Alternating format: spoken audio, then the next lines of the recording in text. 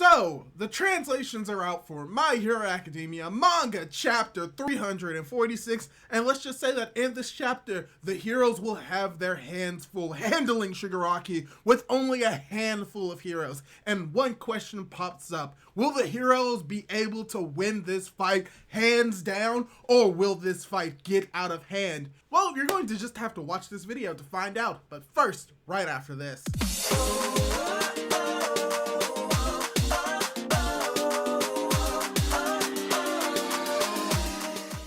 Hey guys, how's it going? It is your boy, Manga Man Drew, and I'm here to do my manga review for My Hero Academia Manga Chapter 346, titled Super Hyper Entrapment Stage. And yeah, that is a fairly accurate chapter because from what we see in this chapter, it is a lot of action, but a lot of reveals when it comes to the hero strategy to try and defeat All For One, Shigaraki, and specifically his decay.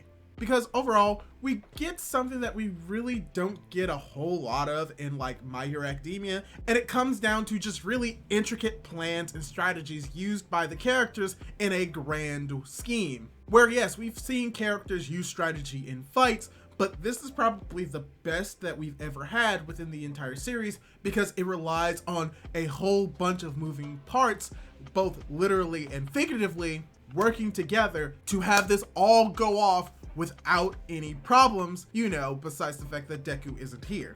So, let's dive right into the review because there's a fair amount to talk about.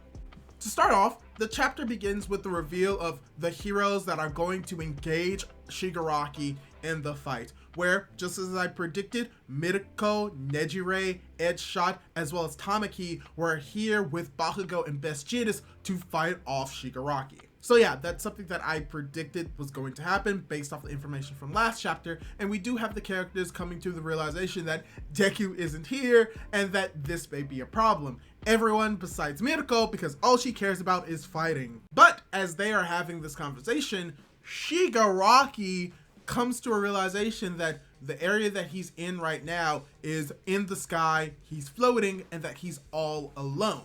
But what is interesting based off this translation is that he's apparently talking to himself and how he says that he is alone, but that he doesn't want to be interrupted by himself or myself. And from what we saw with the early translations, this is used as Boku, which means that All For One is speaking. And because he's making reference to himself interfering, this may tie into what we saw a few chapters ago where Shigaraki was going to use decay but hesitates. And because we know that Boku is used in reference to referring to oneself via I, All For One's personality is out right now, meaning that it was Shigaraki who may have prevented All For One a few chapters ago from using the decay quirk, which could imply that All For One was forced by the personality of Shigaraki to not use his decay quirk a few chapters ago. This may not be necessarily confirmed, and we may get more understanding of it in the official translation, but I think that this is probably going to be the case when it comes to this situation. So, we were speaking about decay for a while, which makes sense because immediately as Shigaraki lands on the ground, he plans on using decay. But the heroes planned for this because big metal blocks pop out of the ground, sending Shigaraki into an electromagnetic field, stunning him for a moment, which gives Best Jeanist the time he needs to grab, wrap around him, and slam him into the ground. And as this moment begins to unfold, Shigaraki begins to come to a realization that the heroes have a plan in place to prevent Shigaraki's decay from spreading, and how he believes that he is going to eventually outpower the heroes to the point where they run out of terrain using his decay. But Best Jeanist turns a reverse Uno card on him and saying, "Oh, are you sure about that?" As we see that the metal blocks are being replaced.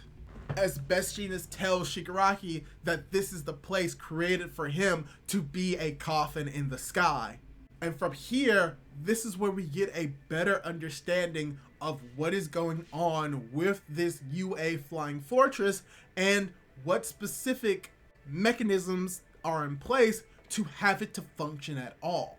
because it is revealed that Pro Hero's Power Loader, Cementoss, Momo, Mei Hatsume, as well as Ectoplasm are really heavily involved with the creation of this UA in the sky. As we do get to see Mei Hatsume and Momo interacting with one another as we get a little bit more in detail on how this occurs. Because most likely how this is occurring, it's all down to what Mei Hatsume has done, because it is also revealed that it was her idea to make this flying fortress, and that she was able to combine the UA evacuation measures as well as the anti-decay measures that were meant to help the civilians escape from decay, and pretty much combine them together to these moving blocks that are able to move throughout the battlefield and be replaced so that decay will never truly affect the entire battleground.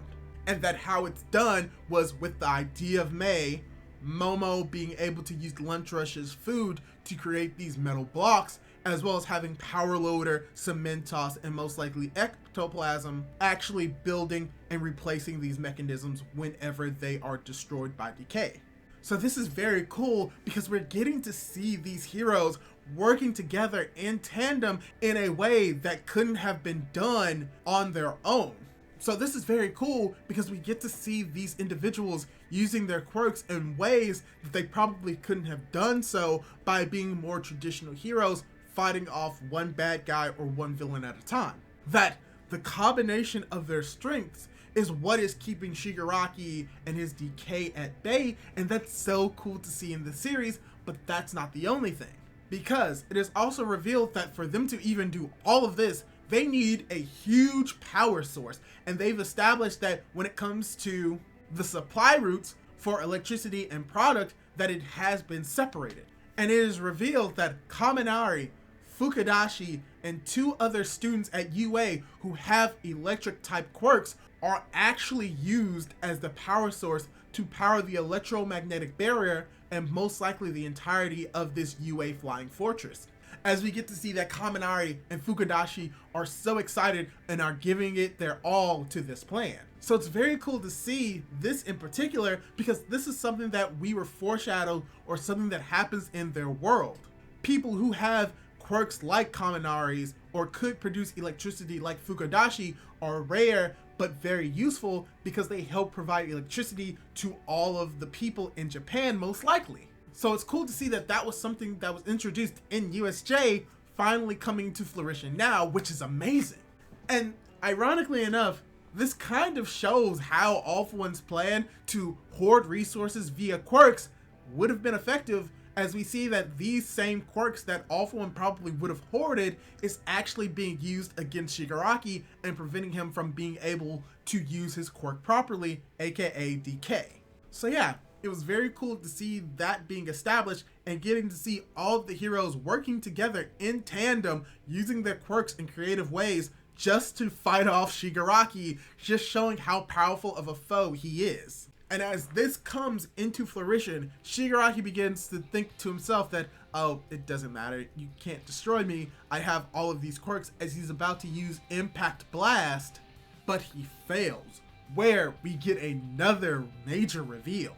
Monoma and Aizawa are literally sitting on top of the power plant because the power plant is being suspended in midair, which makes sense because decay won't be able to affect it if it's not on the ground. It is revealed that Monoma is using Aizawa's Erasure to erase Shigaraki's quirk, and you also have Manual there, which is cool because Manual played a part in making sure that Aizawa didn't have to blink because of his dry eye, as well as the fact that it keeps Monoma's eyes wet so he can keep them open longer. And then you have Aizawa bringing up the fact that because he's here, as long as he's there, Monoma's 5-minute limitation of his quirk will not be really a problem, and that there most likely won't be any lag between erasures, which means that Erasure will constantly be active on Shigaraki up until the point that something goes horribly wrong, because something always goes horribly wrong, especially right now. Because you also have Aizawa coming to the conclusion that, yeah, but we do not have a Midoriya to deliver the final blow, and we see that something major is happening with Shigaraki's body. Because even though his quirks are being erased, we see that he's able to produce multiple fingers coming out of his hand. And as this is happening, Midako is asking Bakugo what this is, and they have no idea because they remember that Shigaraki was incomplete during Jaku. As he slams into Midako with his fingers, his final words are, "Yeah, I used to think that you were cool, but you're such a letdown, Eraserhead." End of chapter. So, probably the initial question that you're thinking of, how the heck is he using these fingers if his quirks are erased? And what I think is happening is most likely that this isn't a part of his quirk, or if it is, it's one of the quirks that Erasure cannot erase. Because what Erasure does is prevent someone from using a quirk if they have it, but it does not erase the quirk itself. Which means that if he looks at someone who has a mutation typed quirk on them, for instance, someone who has their arms modified or has super strength or has extra limbs, he cannot erase those extra limbs, but he can erase the use of them. But from what we've seen with Shigaraki, he already has super strength, and we saw that those fingers are able to retract on their own, so this could just be an extension of his body that he has full control over that is not inherent to a quirk anymore. And because there are just multiple masses of fingers and he has a strength comparable to One for All, yeah, that's very powerful. But that is just my guess. We really don't know for certain, and we're probably going to get the answer in later chapters, if not the next chapter.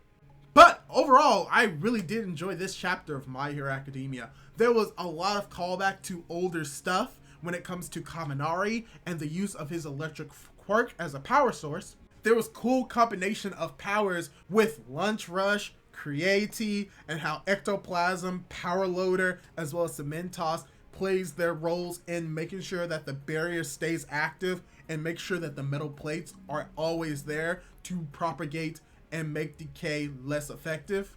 The fact that the only reasoning why this is able to even exist is because Mei Hatsume had the bright idea to combine two things that Nezu created, and just getting to see some cool action from the characters and seeing that Shigaraki is going to be on the back foot at least for a short moment, but that is not going to stop him in the slightest. So like I said, really enjoyed this chapter. Thought this was a good chapter. We got to see the setup for this last chapter. There's still some more setup in this chapter as well, but we're going to eventually get really into the folds of it. So either next chapter we're going to see more of this fight, which I kind of hope that we do, or we're going to switch over to one of the other fights, most likely the fight at either Gunga Mountain or the fight between Shoto and Dabi, where we're going to see the plans that are in place in those areas as well, and then eventually cut back over to Deku fighting Toga. So either we're going to do that next chapter, or we're going to do a little bit more and see a lot more of the fighting with this fight against Shigaraki next chapter. So let me ask you this.